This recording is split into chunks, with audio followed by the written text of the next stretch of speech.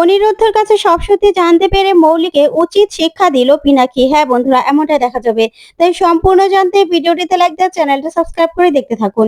গল্পের শুরুতে দেখা যাবে অনিরুদ্ধ বাণীকে বলছে, না, আমি নিজে সজ্ঞানে সিগনেচারটা করেছি, তাই মৌলি যা যা বলবে সে সব কিছু আমি মানতে রাজি আছি। আমি ভালোভাবেই সবকিছু মানবো মৌলি। তখন তো মৌলি ভীষণ খুশি হয়ে যায়। ওইদিকে নয়নতারা নিজেও অবাক হয়ে তাকিয়ে থাকে। তারপরে দেখা যাবে অন্তরা তানিয়াকে বলে, তানিয়া চলো, এখানে তোমাকে আর থাকতে হবে না, আমরা বরং চলে যাই। তারপরে এই বলে তানিয়াকে নিয়ে অন্তরা সেখান থেকে বেরিয়ে চলে যায়। ওইদিকে মৌলি বলে, তাহলে কথা তো সব ক্লিয়ার বানি, এই রেস্টুরেন্ট আমার, আর অনিরুদ্ধর মালিকও আমি, তাই আমি যা যা বলবো অনিরুদ্ধকে তাই তাই শুনতে হবে। আমাদের সব কাজ অনিরুদ্ধকে করতে হবে। তখন অনিরুদ্ধ বলে, বললাম তো সব কথা শুনবো।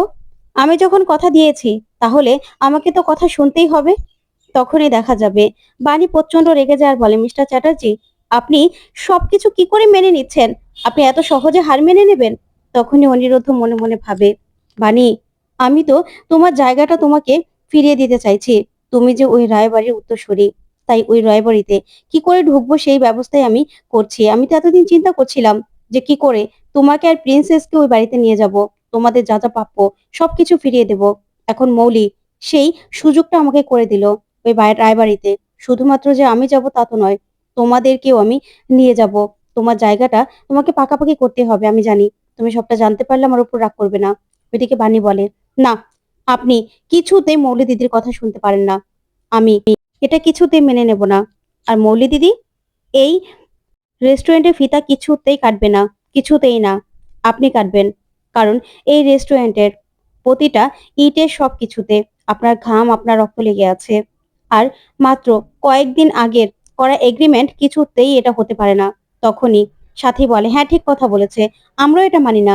তখন সবাই মিলে মৌলির বিপক্ষে কথা বলে। তখন নয়নতারা মৌলিকে বলে, দিদি ভাই ছাড়ো না, ফিতা কাটুক না ওরা, কিন্তু রেস্টুরেন্টের মালিক তো তুমি, তাই না? তারপর মৌলি বলে, ঠিক আছে ঠিক আছে, ফিতা কাটুক অনিরুদ্ধ। তখন অনিরুদ্ধ বলে, না, আমি ফিতে কাটবো না। আমার মা সব সময় আমাকে পথ দেখিয়েছে, তাই আমার মা এই ফিতাটা কাটবে। আর বাণী, বাণী এসো। তারপরেই বাণী আর অনিরুদ্ধ এগিয়ে যায়। তারপরে সাথীর হাতেই সেই রেস্টুরেন্টের উদ্বোধন করে অনিরুদ্ধ, যা দেখে ভীষণ খুশি হয়ে যায় সবাই। তখন সবাই হাতে তালি দেয়। ওইদিকে মৌলি বলে, যাক এবারের মতো দয়া করলাম, কিন্তু পরবর্তীতে আর কোনো দয়া করা যাবে না। অনিরুদ্ধ, তুমি তোমার কথা রাখবে আশা করছি। তুমি কিন্তু সবকিছু মেনে নিয়েছো, আর এগ্রিমেন্ট ব্যাপারে তুমি সইও করেছো, তাই তোমাকে সবকিছু শুনতে হবে, আমার সব কাজ করতে হবে। তখন অনিরুদ্ধ বলে, আমি বলছি তো মৌলি, আমি সব কথা শুনবো। তখন দেখা যাবে সাথী বলে, মৌলি তুমি কি মানুষ? আমার তো মনে হয় না তুমি মানুষ। এতটা খারাপ মানুষও হতে পারে? আসলে আমি না বুঝতে পারছি না তোমাকে কি বলবো। তখন মৌলি বলে, কেন আন্টি, আমার সঙ্গে তোমরা অন্যায় করনি? আমার সঙ্গে অনিরুদ্ধের বিয়েটা হওয়ার কথা ছিল। সেই ছোটবেলা থেকে মম ড্যাডের সঙ্গে তোমাদের কথা ছিল যে অনিরুদ্ধের সঙ্গে আমার বিয়েটা হবে। তোমরা কি দিয়েছো? দাওনি তো। সেটা কি আমার সঙ্গে অন্যায় হয়নি? তখনই অনিরুদ্ধ বলে, না না মৌলি, তুমি ভুল ভাবছো। আমার যার সঙ্গে বিয়ে হওয়ার কথা ছিল তার সঙ্গেই তো আমার বিয়ে হয়েছে। তখন তো মৌলি ভয় পেয়ে যায়।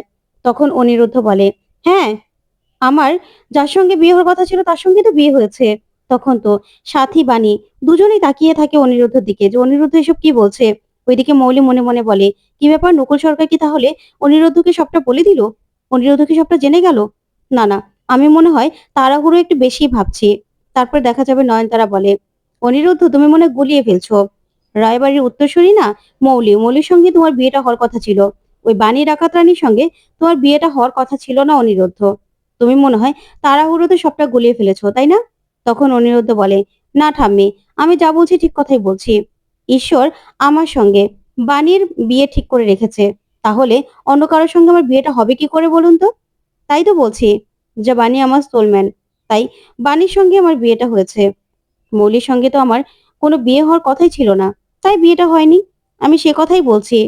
তখনই মৌলি বলে, শোনো অনিরুদ্ধ, এত কথা আমি শুনতে চাই না, তোমাকে সব কাজ করতে হবে। তখন সাথী বলে, মৌলি তোমাকে দেখলে না আমার রাগ হয়, ইচ্ছে করে তোমাকে শিক্ষা দেই। তখনই শ্যামলী প্রচন্ড রেগে যায়, বলে, মৌলি তোমার মতো মেয়েকে আমার ইচ্ছে করে চাপকে তোমাকে সোজা করে দেই। শুধুমাত্র তোমাকে আমি কিচ্ছু বলছি না বলে। তখন অনিরুদ্ধ বলে, থাক না মাসিমা, একটু চুপ করুন না। আমি তো সবটা মেনে নিয়েছি। তাহলে আপনারা কেন এরকম করছেন বলুন তো? আমি তো বলছি এগ্রিমেন্ট ব্যাপারে আমি নিজে সইটা করেছি। তাই মৌলি যা যা বলবে আমি সবকিছু মানতে রাজি আছি। তখনই মৌলি তাকিয়ে থাকে। তখন বাণী বলে, না, আমরা এই এগ্রিমেন্ট মানি না। মিস্টার চ্যাটার্জি, আপনি এগ্রিমেন্ট পেপারটা ক্যান্সেল করে দিন না। তখনই নয়নতারা বলে, শোনো বাণী, যদি অনিরুদ্ধ এগ্রিমেন্ট পেপার ক্যান্সেল করতে চায় তাহলে একদিনের মধ্যে আমার দিদিভাইকে 50 কোটি টাকা দিতে হবে। তোমাদের কি দিতে পারবে? তখন বাণী বলে, ঠাম্মি, 50 কোটি টাকা? তখন অনিরুদ্ধ বলে, আচ্ছা, এত কথা তো দরকার নেই। আমি যখন কথা দিয়েছি আমি কথা রাখবো, বললাম তো। তখন মৌলি বলে, ব্যাস, তাহলে তো আর কোনো কথাই নেই। অনিরুদ্ধ যখন সবকিছু মেনে নিয়েছে তাহলে আমার কথা শুনতে হবে। আর এই রেস্টুরেন্টের মালিক আমি, বুঝতে পেরেছো? এই বলেই মৌলি বলে, শোনো অনিরুদ্ধ, যাই বলো না কেন, আমার কথা তোমাকে শুনতেই হবে। তুমি কিন্তু কোনো রকম কোনো কথা অমান্য করতে পারবে না। তখন অনিরুদ্ধ মনে মনে বলে, এরকম রেস্টুরেন্ট আমি বাণীকে অনেক গড়িয়ে দিতে পারবো। তাই আগে ওদের জায়গাটা পাকাপাকি করতে হবে। ওইদিকে মৌলি বলে, আমার সঙ্গে একদম চালাকি করার চেষ্টাও করবে না। আর অফিসার, আপনাকে আর দরকার নেই, ঠিক আছে? আমার যা কাজ করার হয়ে গেছে। তারপরে এই বলেই মৌলি সেখান থেকে চলে যায়। ওইদিকে বিদ্যুৎ বাণীকে বলে, বাণী রে, তোর মনটা স্থির কর, মনটা ঠান্ডা কর। তোকে মন কিভাবে স্থির করতে হবে সেটা আমি তোকে বলে দেব। তুই তারপরেও মন খারাপ করিস না, বুঝতে পেরেছিস? তখন তো বাণী প্রচন্ড রেগে যায় আর বলে, তোমার শরীরে মানুষের চামড়া নেই, তাই না? তোমাকে এত অপমান করি, তারপরে তোমার শিক্ষা হয় না? তুমি এখানে এখনো দাঁড়িয়ে আছো কেন? কেন দাঁড়িয়ে আছো এখানে? তখন শ্যামলী বলে, বাণী, ও কি করেছে? ও তো তোদের হয়ে কথা বললো, বল না। তুই কেন ছেলেটার সঙ্গে এরকম রাগ করছিস বল না, এরকম করিস না। তখন সাথী বলে, থাক না দিদি, এমনিতে অনিরুদ্ধ আর বাণীর মাথা ঠিক নেই, এসব কথাগুলো নাই বললেন। তখন বিদ্যুৎ বলে, আচ্ছা আচ্ছা, আমি চলে যাচ্ছি। তখন বাণী বলে, হ্যাঁ, এখান থেকে তুমি চলে যাও, তোমার চেহারাও আমি দেখতে চাই না। তখনই বিদ্যুৎ ওদের কাছ থেকে বিদায় নিয়ে সেখান থেকে বিদ্যুৎ চলে যায় আর বলে, বাণী, আমি চলে যাচ্ছি। এ বলে বিদ্যুৎ চলে গেলেই তারপরে অনিরুদ্ধ বলে, বাণী, আমাকে এবার যেতে হবে। মৌলিককে দেওয়া কথা আমাকে রাখতে হবে। তখনই দেখা যাবে বাণী প্রচন্ড রেগে যায়। তারপরে অনিরুদ্ধকে বলে, মিস্টার চ্যাটার্জি, কেন করলেন এটা? কেন করলেন বলুন? তখন অনিরুদ্ধ বাণীর কথার উত্তর না দিয়ে যেতে লাগলেই বাণী অনিরুদ্ধের হাতটা ধরে ফেলে আর বলে, না মিস্টার চ্যাটার্জি, আপনি কিছুতেই যাবেন না। আমরা ওই বাড়িতে যাব। আমরা ওই বাড়িতে গিয়ে দাদু, তারপরেই ছোট সাহেব সবাইকে বলবো যে এগ্রিমেন্ট পেপারটা ক্যান্সেল করতে। তখনই সাথী বলে, হ্যাঁ, মেসোমশাই কোনোদিন এরকম একটা কাজে সমর্থন করতে পারে না। আমি জানি, আমরা যাব সবাই। তখন অনিরুদ্ধ বলে, না মা, আমি যখন কথা দিয়েছি তাহলে কথা তো আমাকে রাখতেই হবে। তাই তোমরা এরকম করো না, আমাকে কথা রাখতে দাও। তখনই বাণী বলে, কেন মিস্টার চ্যাটার্জি, আপনি ওরকম একটা ব্যাপারে কেন সই করতে গেলেন বলুন না? আর আপনি কেন আমাদের কথা মানছেন না? তখন সাথী বলে, হ্যাঁ রে অনিরুদ্ধ, তুই কেন মানছিস না? তখন অনিরুদ্ধ বলে, কারণ মা, বাণী, বাণীর আসল অধিকার আমাকে যে ফিরিয়ে দিতেই হবে। কারণ বাণীর আসল পরিচয় তোমরা জানো না। তখন তো এই কথা বললেই শ্যামলী সহ বাণী সহ সবাই অবাক হয়ে অনিরুদ্ধর দিকে তাকিয়ে থাকে যে অনিরুদ্ধ কি বলছে। তখন বাণী বলে, মিস্টার চ্যাটার্জি, আপনি এগুলো কি বলছেন? আমার, আমি কে জানি না মানে? কি বলছেন আপনি এসব? তখন শ্যামলী মনে মনে বলে, তাহলে কি অনিরুদ্ধ বাণীর জন্ম পরিচয় কিছু জানতে পারলো? তখনই অনিরুদ্ধ মনে মনে বলে, না, তোমাদের এখন কাউকে আমি কিচ্ছু বলতে পারবো না। আগে সবটা সলভ করি, তারপরেই আমি সবাইকে বলবো। তারপরেই অনিরুদ্ধ বাণীকে বলে, বাণী দেখো, এরকম করো না। আমি তোমাকে কথা দিচ্ছি, আমি ঠিক ফিরে আসব। আর মৌলি আমাদের কিচ্ছু করতে পারবে না। এই রেস্টুরেন্ট মৌলি নিয়েছো তো কি হয়েছে? তুমি চিন্তা করো না, সবকিছু আমি ঠিক করব। আমি যাতে সবকিছুর বদলা নিতে পারি সেই ব্যবস্থাই আমি করছি। তুমি চিন্তা করো না বাণী। তখন বাণী অনিরুদ্ধ দিকে তাকিয়ে থাকে। তখন অনিরুদ্ধ বাণীর হাত ধরে বলে, বাণী, সবকিছু ঠিক হয়ে যাবে, তুমি দেখবে। তখন এই কথা বলে অনিরুদ্ধ সেখান থেকে চলে যায়। ওদিকে বাণী কাঁদতে থাকে। এদিকে দাদু চা খাচ্ছিল আর টিভি দেখছিল। ঠিক তখনই টিভিতে মৌলির এই এগ্রিমেন্টের নিউজটা দেখেই দাদু প্রচন্ড রেগে যায়, চায়ের কাপটা ছুঁড়ে ফেলে দেয়। ঠিক তখনই সেখানে মৌলি আর নয়নতারা আসে। তখন মৌলি বলে, দাদু, তারপরে দেখা যাবে। পিনাকি আর ঈশানী আসে আর এসে বলে, বাবা, কি হয়েছে? আপনি এত রাগ করছেন কেন? তখন দাদু বলে, কি হয়েছে? তোমার মেয়েকে জিজ্ঞাসা করো। জিজ্ঞাসা করো তোমার মেয়েকে। তখন পিনাকি বলে, মৌলি তুমি আবার কি করেছো? তখন দাদু বলে, কি করেছে? মৌলিকে মৌলি এগ্রিমেন্ট পেপারে সই করিয়েছে অনিরুদ্ধকে দিয়ে। তখন ঈশানী বলে, মৌলি এগ্রিমেন্ট পেপারে সই করিয়েছিস অনিরুদ্ধকে দিয়ে? আমি তো ভাবতে পারছি না কিসের এগ্রিমেন্ট। তখনই মৌলি বলে, হ্যাঁ মম, হ্যাঁ ড্যাড, আমি এগ্রিমেন্ট পেপারে সই করিয়েছি। অনিরুদ্ধ ওই হোটেল এখন থেকে আমার নামে। আর অনিরুদ্ধ আমার কথায় উঠবে, আমার কথায় বসবে। তখন পিনাক্ষী বলে, মানে তুই একটা এগ্রিমেন্ট পেপারে ছেলেটাকে সই করিয়ে নিলি? কেন মৌলি, কেন তুই করলি এটা? তুই একদম ঠিক কাজ করিসনি। তখন মৌলি বলে, আমি ঠিক কাজ করেছি বাবা। ওই অনিরুদ্ধ আমাদের সঙ্গে যেটা করেছে সেটা আমি কিছুতেই মানতে পারছি না। তাই আমি এগ্রিমেন্ট পেপারে সই করিয়ে নিয়েছি আর বলেছি 24 ঘন্টার মধ্যে যদি ও এগ্রিমেন্ট পেপার ভাঙতে চায় তাহলে 50 কোটি টাকা আমাকে দিতে হবে। তখনই ঈশানী বলে, 50 কোটি টাকা? মৌলি কেন এরকম করলে? বলো কেন এরকম করলে? তখন মৌলি বলে, আমি যা করেছি ঠিক করেছি। তখন পিনাকি বলে, না তুমি ঠিক করনি মৌলি, আমি তোমাকে বলছি তুমি একদম ঠিক কাজ করনি। তখনই দেখা যাবে মৌলির উপর প্রচন্ড রেগে যায় পিনাকি। তখন নয়নতারা বলে, পিনাকি তুই দিদিভাইকে কেন এরকম ভাবে বকছিস? দিদিভাই কি ভুল কিছু করেছে? ও তো ঠিকই করেছে। এই যে অনিরুদ্ধ বাণীর হয়ে কথা বলছে, এটা কি ঠিক করছে? বাণী তোর উপর গুলি করলো, বাণীর জন্য আমাদের কত কিছু হয়েছে, তাহলে দিদিভাই ভুল কি করেছে? তখনই দাদু বলে, নয়নতারা একদম চুপ করো।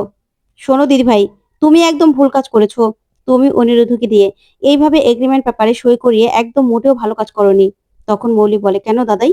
আর ওই বাণী যে এত কিছু করছে, বাণী বাণীর জন্য আমার বিয়েটা ভেঙে গেল। বাণী আমার ড্যাডের উপর গুলি করলো। আমি কি সবকিছু ভুলে যাব? ভুলে যাব না তো। মম, তুমি কি কোনোভাবে বাণীর হয়ে কথা বলতে চাও? তুমি কি সবকিছু ভুলে গেছো? আমি কি ভুল করেছি বলো তো? আমি একদম ঠিক কাজ করেছি। তখন নয়নতারা বলে, হ্যাঁ দিদি ভাই তুমি ঠিক কাজ করেছো। তখনই মৌলি কান্নার নাটক করতে থাকে। তখন নয়নতারা মনে মনে বলে, দিদি ভাই তুমি তো একদম পাক্কা অভিনেত্রী হয়ে গেছো, কখন কি করতে হবে তুমি একদম ঠিক করে বুঝে গেছো। তারপরে দাদু বলে, শোনো নয়ন, তুমি মেয়েটাকে উস্কানি দিও না। তখন নয়নতারা বলে, কেন? আমি ভুল কি করেছি? দিদিভাই যা করেছে একদম ঠিক কাজ করেছে। ওরা এত কিছু করতে পারবে আর দিদিভাই করবে না? আর অনিরুদ্ধ তো সবটা মেনে নিয়েছে। তখন ঈশানী বলে, কি অনিরুদ্ধ মেনে নিয়েছে? তখন মৌলি বলে, হ্যাঁ সব মেনে নিয়েছে। তখন ঈশানী বলে, শোন, ওরা যাই করুক না কেন ওদেরকে শাস্তি ভগবান দেবে। সেই শাস্তি আমরা দেওয়ার কে? তখন মৌলি বলে, কোথায় হচ্ছে মম? বাণীর তো কোনো শাস্তিই হচ্ছে না। আর বাণী ঠিক আবার এই বাড়িতে এসে বড় বড় কথা বলছে। ঠিক তখনই অনিরুদ্ধ এসে হাজির হয়। তখন অনিরুদ্ধকে দেখেই সবাই তাকিয়ে থাকে। তখন মৌলি বলে, অনিরুদ্ধ তুমি চলে এসেছো? তখন অনিরুদ্ধ বলে, হ্যাঁ, এগ্রিমেন্ট পেপারে যখন সই করেছি আমার কথা তো মূল্য আছে। আর আমি কথা দিয়ে কথা রাখতে জানি। আর লিখিত কথা সেটা তো আমি রাখবই। সেজন্য আমার কথা রাখার জন্য আমি চলে এসেছি। তখন ঈশানী তাকিয়ে থাকে।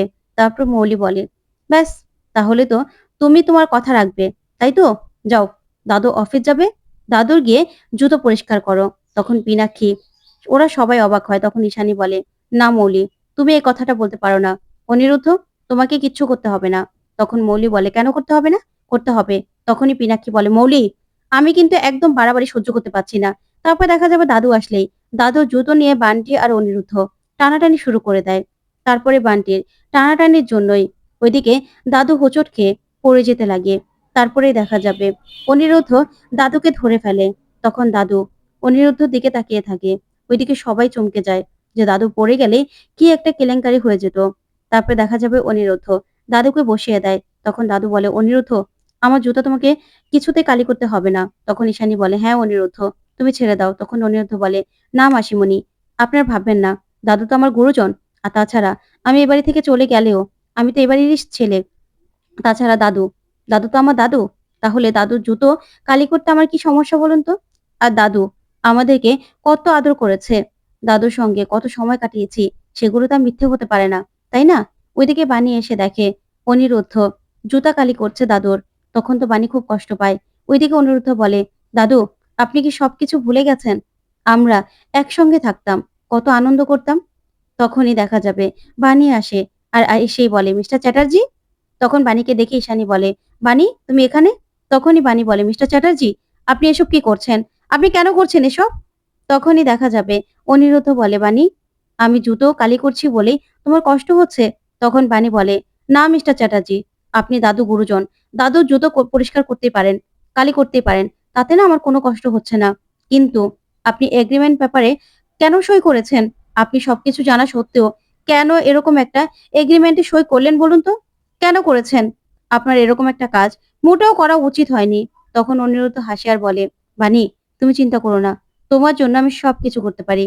আর তোমার জন্যই তো আমি সবকিছু করেছি বলো তো?